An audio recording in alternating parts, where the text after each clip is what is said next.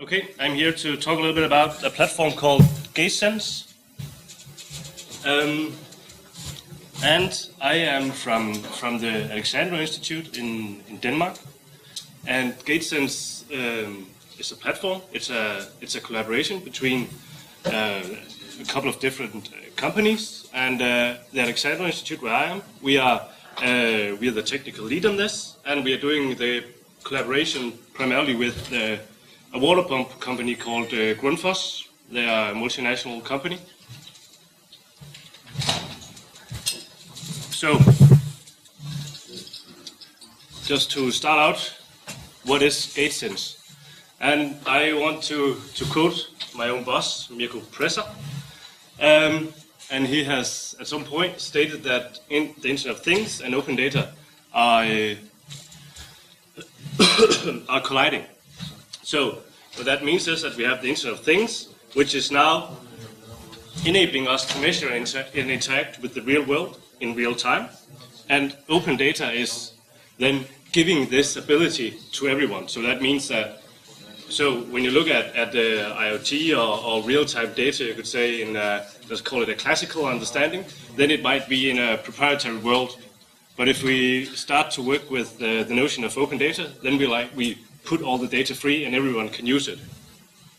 So essentially, GateSense is trying to encapsulate this. So that means that we want GateSense to be an Internet of Things platform, and we want it to expose data openly for everyone. And I think this is essentially what all platforms want these days, to be a horizontal platform and not a vertical. So that means essentially we want with GateSense to be able to connect all kinds of different data sources into one platform. So we have this single point of entry for data. And you could just to say it fairly simple, we want you, anyone, to connect whatever data sources they have. The data source could be a sensor. We want you to use it, the data, when it's in the platform, and we want you to build novel things. And I want to show you this advertisement video, if I can hit it, and if it works. Oh.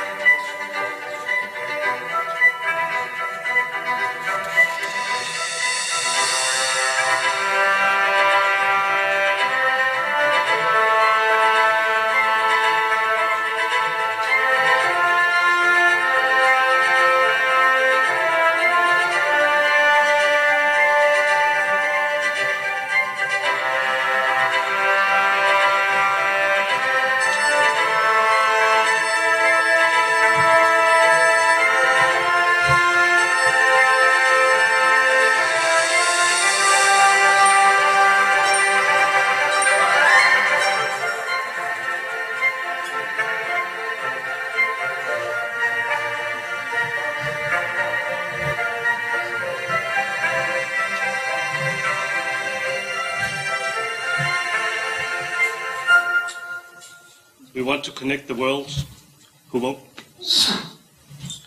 And our humble aim is to empower everyone to solve societal issues. So if we go into the area of smart cities, we actually, in having these kind of platforms, we enable people to actually do stuff within the city, where they can use data from the city, real-time data from the city even.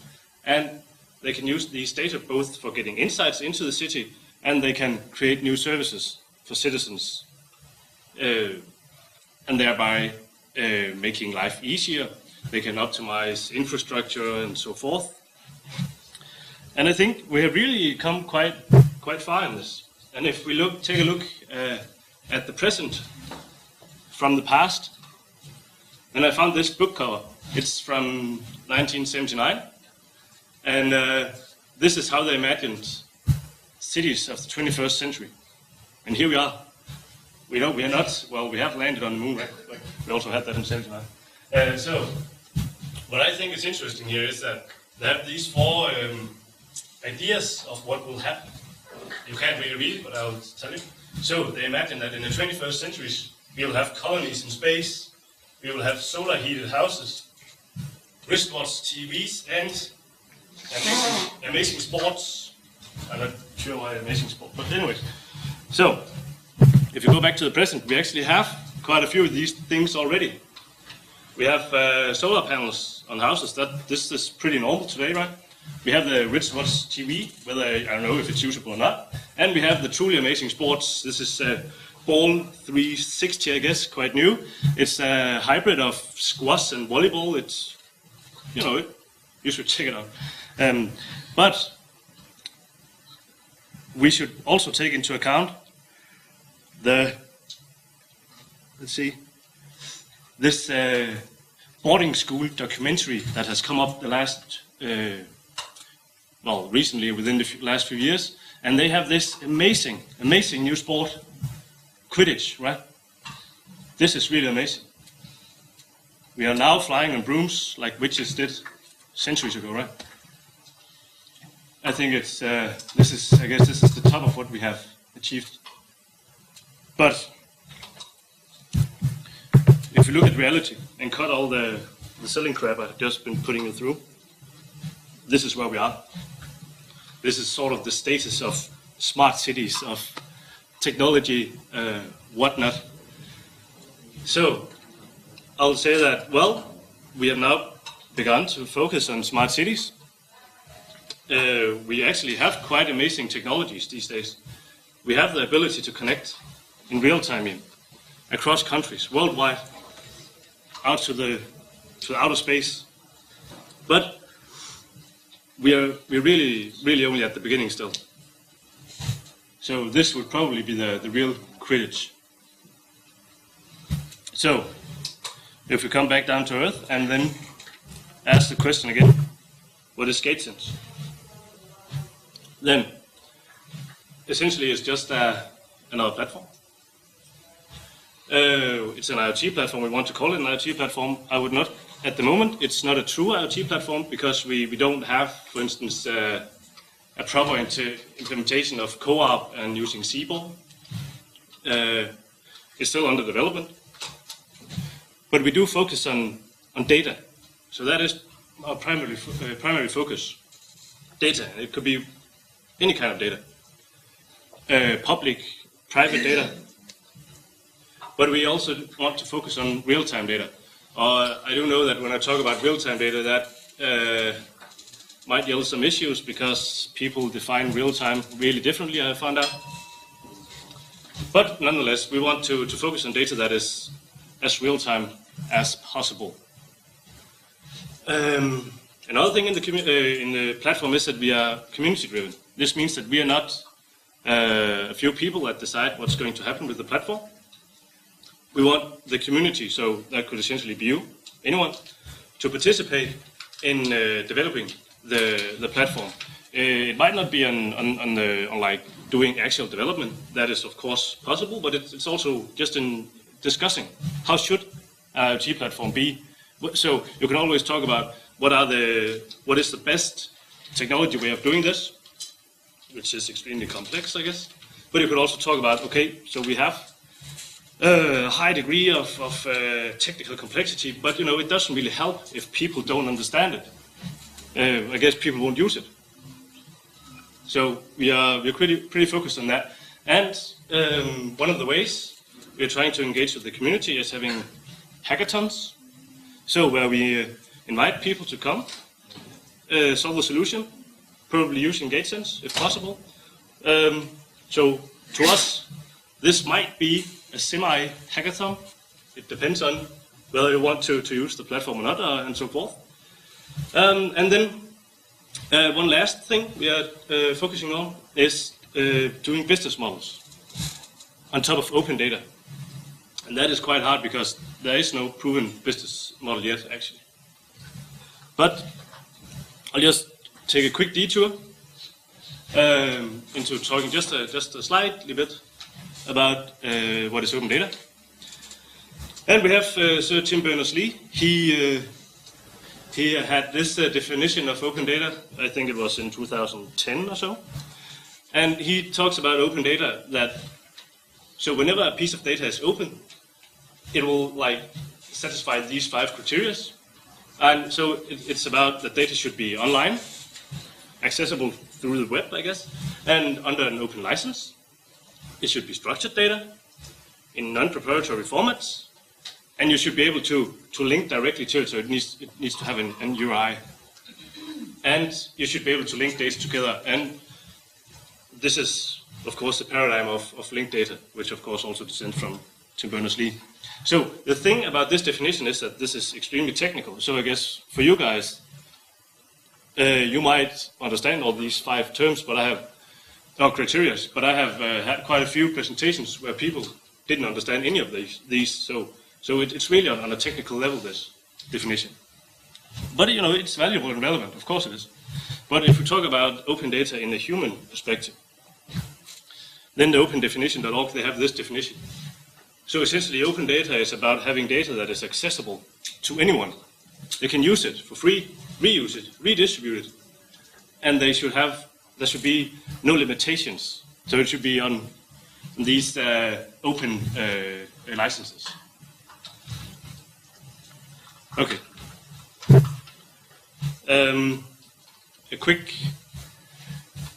A few words on why we even want to talk about open data. Well, I've already mentioned one thing at least. So we give people power to do stuff, right? And at the same time, open data will create transparency. For instance, if a municipality opens up their data, then you as a citizen will be able to see how they use your tax money, for instance. Municipalities can also use open data for optimization. For instance, if they put out data, they can have either private people or third-party developers like companies and so forth. They could pick up the data and create new services, again, for the citizens, or maybe even for the municipality itself. And these services, they might result in optimizations within the municipality, and in that way around it would reduce costs, like public costs. And there have been quite a few comments on whether open data is good for society or not from an economical perspective. And there are different evaluations on this, but McKinsey they have predicted that open data will give annually added value to the society for $3 trillion. I don't know, it's quite a lot. Maybe it's true, I don't know. So, all in all, open data makes sense for quite a lot of people and organizations. And I just want to show you just a few examples. So, this is a service of, essentially just an interactive visualization created by a student in Denmark. He made this for the municipality of Aarhus. Aarhus is the second largest city in Denmark. It doesn't really matter. So this visualization is about libraries. So there are 15 libraries in Aarhus, and we have an open data platform in Aarhus. So that means the municipality puts up their data on that platform for everyone to use. These library data, they show transactions. So whenever a person borrows a book or hands a book back, that is put on the platform, and everyone can access that. And this student did that. And so the visualization is that first, in this column, you have the locations of the libraries. This is the days of the week. This is the hours of the day, and this is whether they're borrowing or returning. And then you can see like a line, so you can see what's happening in a single transaction. And the interactive part of this is that you can, when you go into the web page, you can select, for instance, let's say Wednesday, and then you can see all transactions going there. And the interesting part about this is that the student did this for free, just for himself, because he wanted to. But this showed to be an extremely relevant tool for the municipality itself. So they're actually using that now to see whether they should shift staff around at the different libraries. And we have these self-service libraries where there are no people, so they can see, well, do people even use these? When do they use them? And so forth. So this is really like a win-win situation, you could say. The municipality they have not paid anything for this insight, and they can optimize the organization. And essentially, the student he has now gotten a voice, you could say, within the city through this visualization. So he could put, well, I guess it was not an issue to him whether there was enough librarians or not, but nonetheless, he was given the possibility to actually, you could say, show stuff going on in the city. So this is another example. I think this is from the Open Spending.org. It's an organization that only has one purpose, and that's getting open data about public spendings around the world. And this is a rather simple visualization, but nonetheless, it shows the public spendings of UK. I think this is a few years back. But anyways, this is a simple visualization, but nonetheless, it's really strong because you can see, okay, the public spending in UK have quite a huge chunk right here. And it's all, okay, so it says helping others. What does that mean? I don't know. But this is for running the government. So you can see that is quite a huge chunk of all the data. And the interesting part about this, to me, is that this is really simple, but nonetheless, everyone, normal people, can essentially understand this. You might not be able to understand these data if you saw them just in a spreadsheet, for instance. So this is just another example of, I would call this citizen empowerment, essentially. So you can do quite a lot of stuff with open data.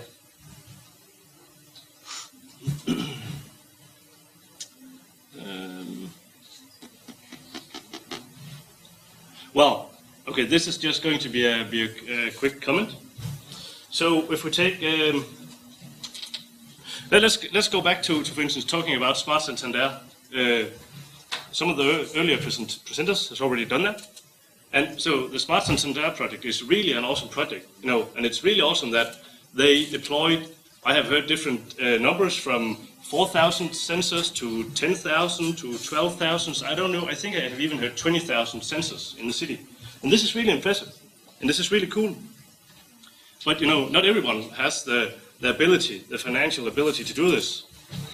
So why not try to focus on what you already have? For instance, we have now quite an impressive human infrastructure.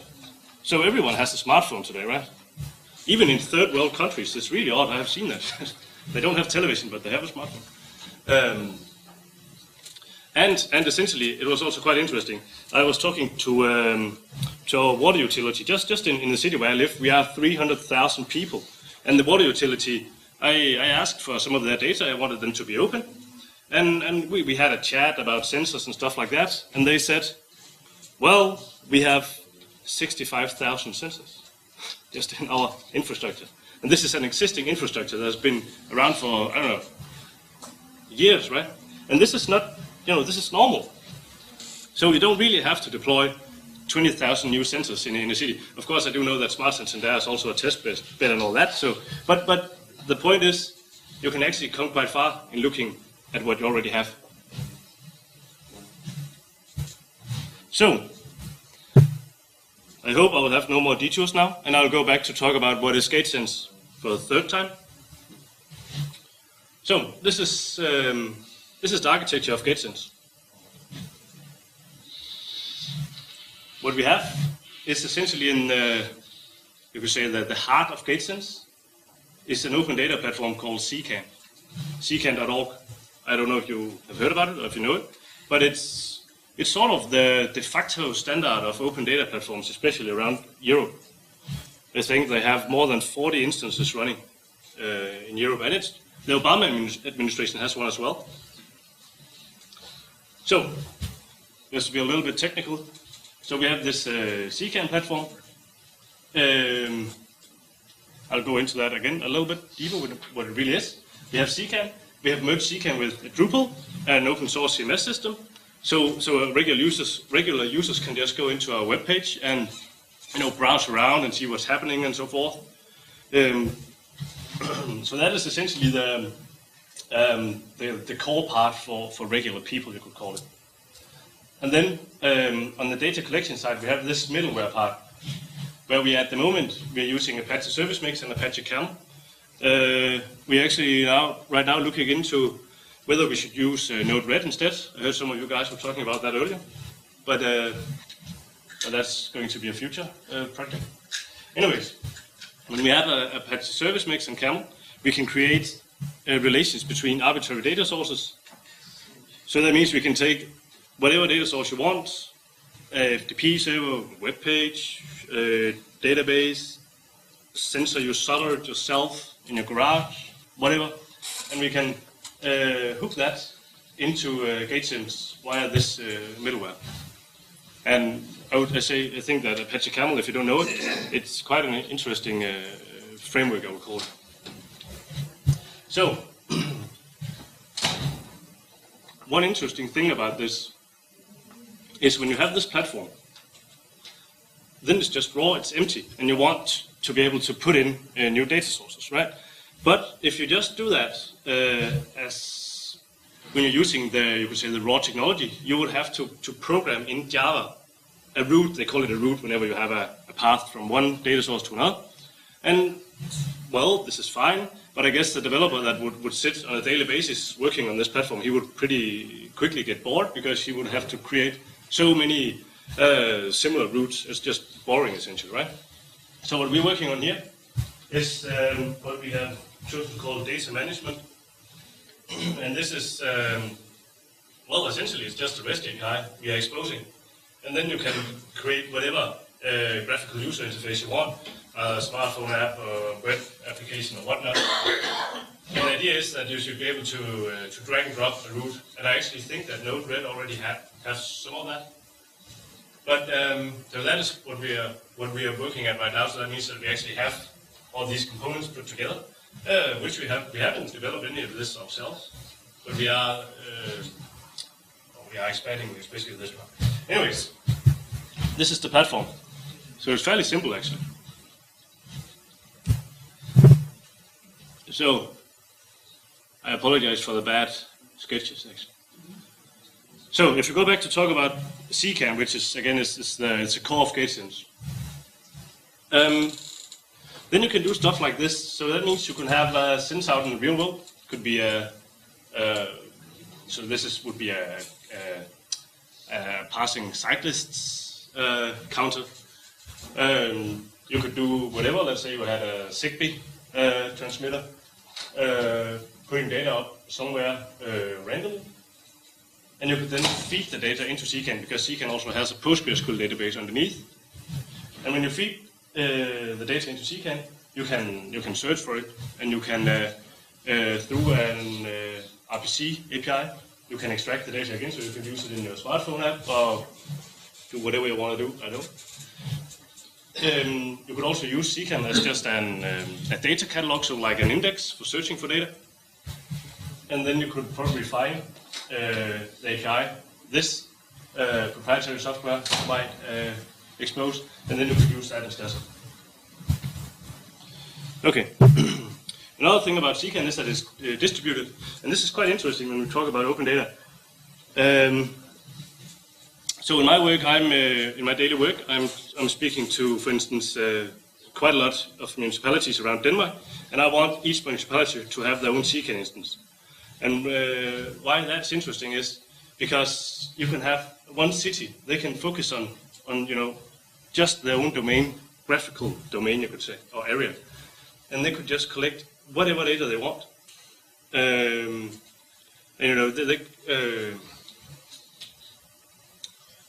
Just all the data that they want and that is possible for them to do. And if every municipality do that, then we have all these clusters. And then you can set up one single mother CKAN instance. And it's really, really simple, actually. You'll just provide a URL, and then you can just click harvest. And you will harvest all the data from all the other instances. So you can have this single point of entry for searching data, at least. So that was an overview. Oh, well, not even. So this is an overview of CKAN. I'll just show you how it works in a second. So when you have CKAN, I just said it was this data catalog, and it meant, as I said also, that you can search in data, but you can also provide a lot of metadata, and this is where CKAN distinguishes itself, at least for now. So if you look at the structuring of data in CKAN, we talk about first, on the first level, what they call data sets. And a data set is essentially, I would call it a wrapper, sort of a wrapper, yeah, where you actually define the most of your metadata. And then on a single data set, you can have multiple resources. And a resource essentially is the raw data. And raw data could, in this particular case, be Excel documents, PDF documents, whatever, just data. And then when you have a resource, to one resource you can have one data store attached. And a data store is, in reality, is just a table in a PostgreSQL database. So that's the structure of CKAN. It's again fairly simple. And then you can access data. You can access the data through the graphical user interface or through the RPC API. And of course, they have all the user management. And as I said, it was distributed, and you can of course create extensions, and it's all written in Python. Let's see. Yeah, I'll show you in a moment. Okay, so I'll just talk a little bit about the data itself. So we have the file store, and what that is a place where you can upload files. You can either do that through an API, or you can do it through the GUI. So this is again like these PDF files, Excel files, or whatnot. And then we have the data store, which again was the PostgreSQL database, and you can do all this. They have this thin API layer, which I'll show you in a moment, where you can both put in data and extract data. And then they have this data pusher, which is essentially a mechanism for translating. And I think it's Excel and CSV files. They will be automatically exploded and put into the data store, so you can again use the API. And then, of course, we had the harvester, as I said a little earlier. Good. Okay. I'll try and show you just a little bit of. Well, so it's actually, so this is the GateSense webpage, gatesense.com, and here we have the CKAN part. So this is actually Drupal, and whenever you press the dataset link, you go into the CKAN part. So we have made this integration through Twitter, Bootstrap, what is it called, styling APIs, like with CSS and JavaScript. Anyways, so this is the view when you look at CKAN. And this is sort of the front page of CKAN. You can do all sorts of filterings. And here you have a list of the actual data sets. And it seems that we have 9 right now. So, essentially, unfortunately, some of this is in my language or in Danish, and that's a little terrible. But anyways, we will get around that. So, we can. If I press this particular data sets, it has a title and just a little bit of explanation. But I don't know if have you also experienced a really bad internet here? Because I have. So, anyways, now I'm looking at the specific data set, and you can see here are some of the metadata. And this particular data set is actually about parkometers in the city of Copenhagen, the capital of Denmark. And these are actually, so this is the data set, and here we have the resources. I'll just click on the resource. So this is actually real-time data coming from the city of Copenhagen. And we are going to use these data a little later, actually. because they have a quite concrete and real problem, and that is parking. How do you optimize parking for people in a city? And we know that this is not only something that's relevant in Copenhagen. This is, I think it's almost worldwide, where you have a larger population. So now I'm looking at the actual data. So this is the resource, and in this case, the resource also have a data store attached to it. And here you can see. So this is essentially just a database representation of the data, but nonetheless it's visual. So you can see the data here. So this is the data that is actually in the database. And what's interesting here is that you can choose different visualizations of the data. It's pretty simple, but I think it's still quite strong. So when you have your data set, you have different attributes, and you can choose which attribute should be on the x-axis and which one should be on the y-axis. And then you can just you can play around with your data, and it will fail. But you can that way around you can get at least a simple understanding of what kind of data you're looking at now. And if you have data with geo coordinates, they will be plotted automatically on a map, and there are some extra functionalities in CKAN for that, where you can do different stuff. But I won't go into that yet. So, okay. So that was a really quick view on that, and I would encourage you to go in and create an account, so you could start. Well, maybe even put in data from the devices you've been handed out. I've seen that quite a few of you have already been working with Cyber,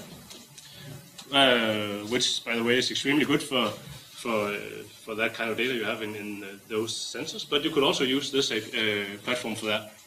So if you create a user, you can just create a new data set, and you can put up whatever resources you want.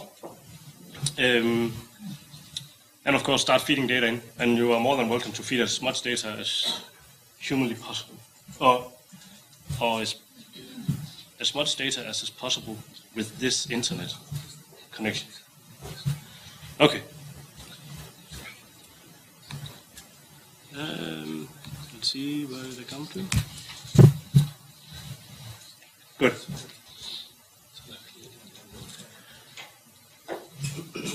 So, when we look at the pure CKAN part, CKAN is essentially not in itself an IoT platform. It's just a data catalog, and seems that it was more I would almost call it a coincidence that they added this API level in the first place. But we find that API level extremely interesting, and we are just at the moment we are focusing on CKAN, and we want to make it more IoT-like at least. So we are developing different extensions. So for instance, we have created what we call it a real-time extension. So what that means is, whenever you put with your sensors, whenever you put data into CKAN, you are able to subscribe to that particular data source. Data store. For instance, when you'll do that with WebSockets, for instance. So if you create a smartphone app that subscribes to the specific data store, then you'll be notified whenever your sensors put in data to that data store. And that's quite interesting. We have actually recently we used that when we did a collaboration with Riot. I don't know if you've heard about Riot. It's an operating system for microcontrollers, and I think it descends from the University of Berlin, and that was quite interesting what they managed to do that. Yeah, and the next thing we're going to do with CKAN is actually we're trying to switch out the PostgreSQL database with a NoSQL database, but this is something we have not done yet, but we are going to do. Yeah, we have already talked a little bit about the middleware. Okay, I'll now try to show you this in real life, but the internet is really, really bad, so it might not work. But I can see that I'm not the first one that didn't have working showcases anyway, so I guess it's not going to be a problem. Well, let's see.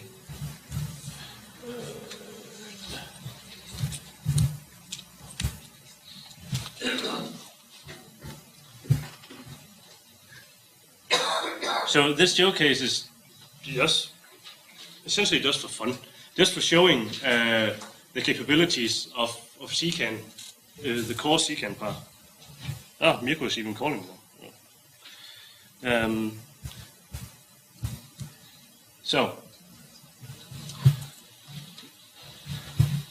let's see here. Okay, I'll see if it works on my phone. I'll just explain a little bit more after I probably get it to work. Okay, so right now, this is a remote. But the thing is, I think especially the upload speed is really bad here.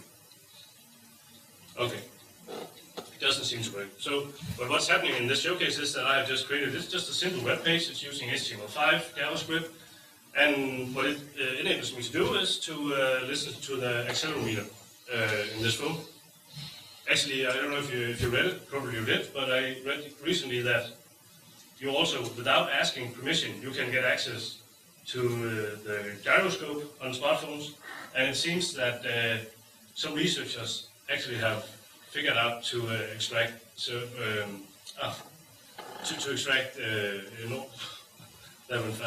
extract noise, so they can actually register what you're saying without asking permission. Anyways. So this went really off. But the point is that using HTML5 and JavaScript, I'm now able to, and using Ajax, whenever possible, I upload data to the platform. And this web page pulls data as often as possible from the platform as well. And unfortunately, you couldn't see it here, but it's actually going quite okay, since it's a two-step procedure, but it actually goes quite fast anyway. So it's like, I think the delay on a proper internet is only like a few seconds. And if we just a short comment to the term real time. So if you talk about real time in relation to regular people, then a delay of a few seconds is real time to them. You might even talk about real time with a delay of 30 seconds, for instance. Maybe even more. So, in relation to creating services for regular people, for citizens, CKAN is actually quite okay for that at the moment, at least. Okay.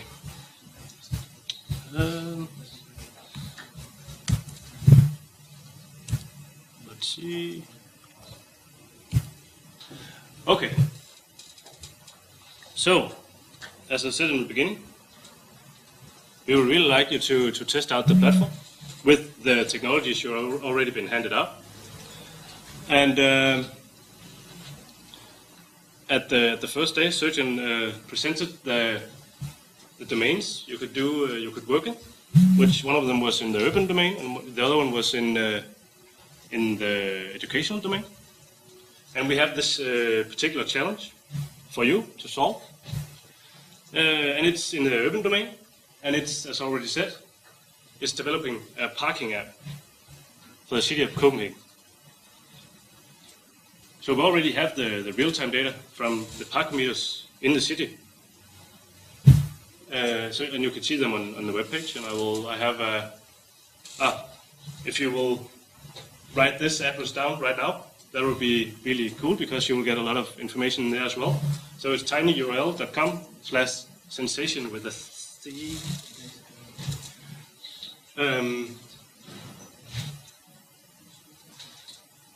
So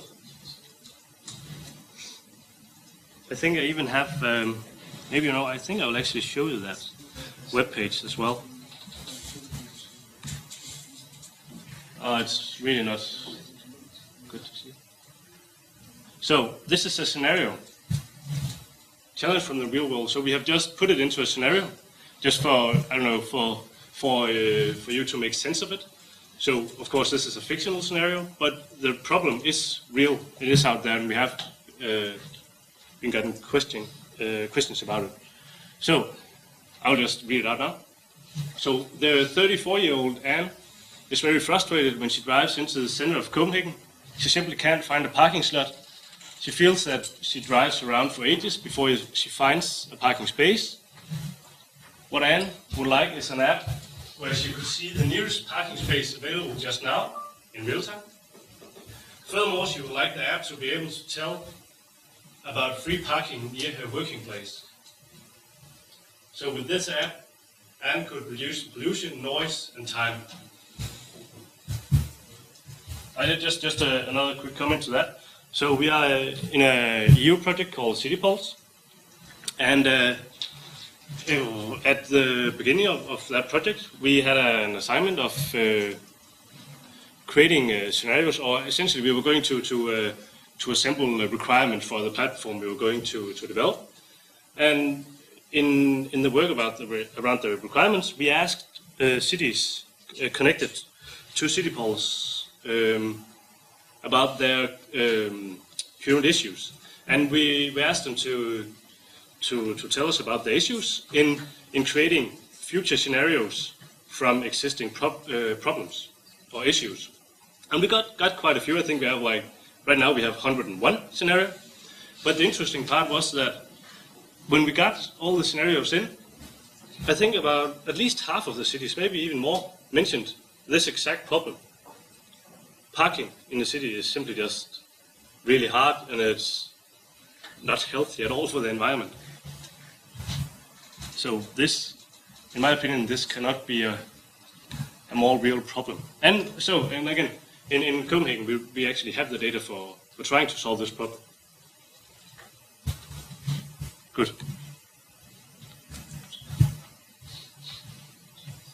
So I really hope you will take up the challenge.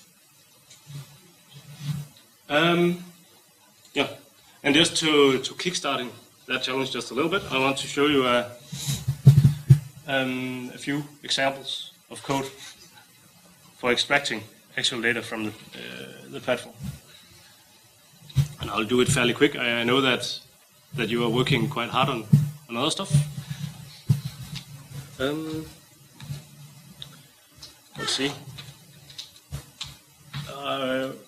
I guess you can't even see the code, can you? Isn't it blurry? It's blurry, right? Yeah. Okay. Well, I have no idea if I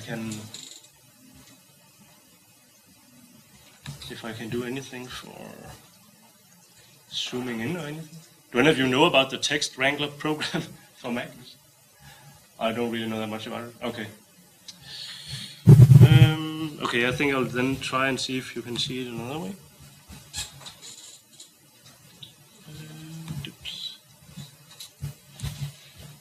So, this is the data set I showed you before, these real-time parkometer transactions.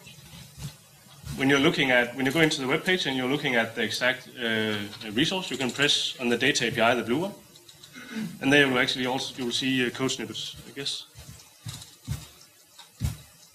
This is a little better. So, this is, I think this is actually quite good documentation. So, first of all, so this is just how to use the data API on top of the PostgreSQL database. You can create a data store whenever you have a resource. You can update or insert data. You can do queries.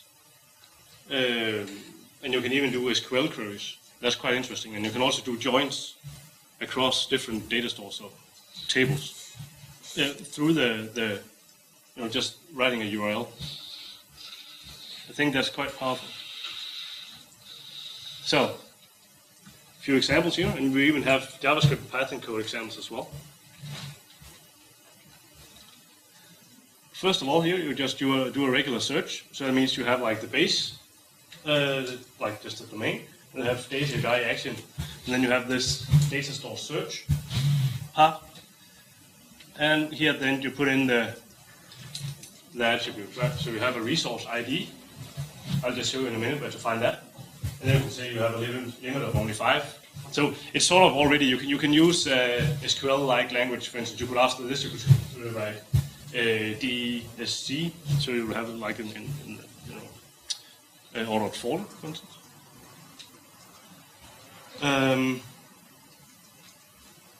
Yeah, this is just another example on that. And then down here we have the SQL. So you do again the data store search, but then underscore SQL. Then you can write regular SQL here. So that's quite interesting as well. So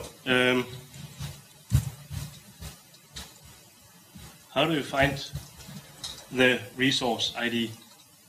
So so this is the data set I just selected from the main page, and you saw in here data and resources. When I press the resource, I would have to go to the bottom, and this is additional metadata. Then you press show more, and here is an ID. So this is the ID you need for extracting data, and when you use the code I just showed you.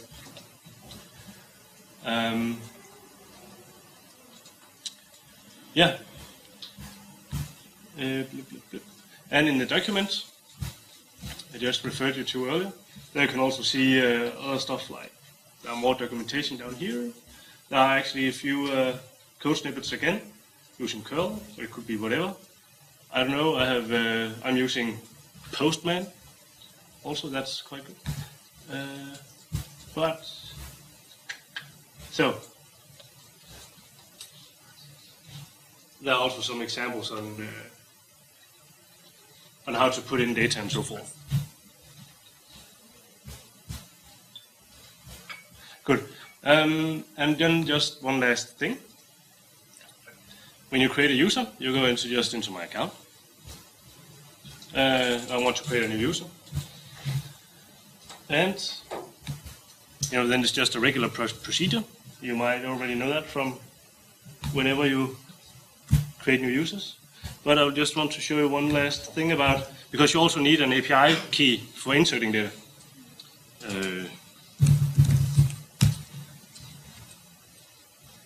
And that's a little annoying. So this is where it shows that we are very much still in a development process. So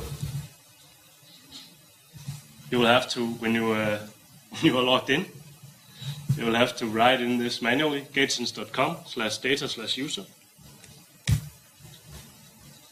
And this should also be in the documentation.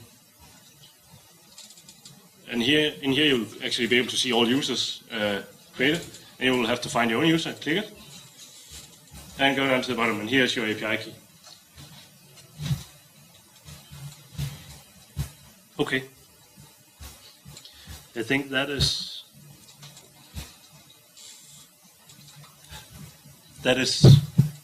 it for me for now. I really hope you'll take up the challenge, and of course I'll be here to help you out. And if you don't even want to look into that challenge, if you want to focus on what you're already doing, but if you can see any benefit in using GateSense, then I'm happy to help you as well. And if you need a platform to store data or get an ability to fairly easy take out data, or if you essentially want to search for data that some of the other groups are putting up, so you can spy a little bit on them, because I think that's a little hard on Cyfly and so forth, then please just grab a hold of me. And my email address is also in the document I just referred to earlier, and you can also write me an email if you can't find me. Great. Okay. Thank you for your time, and enjoy.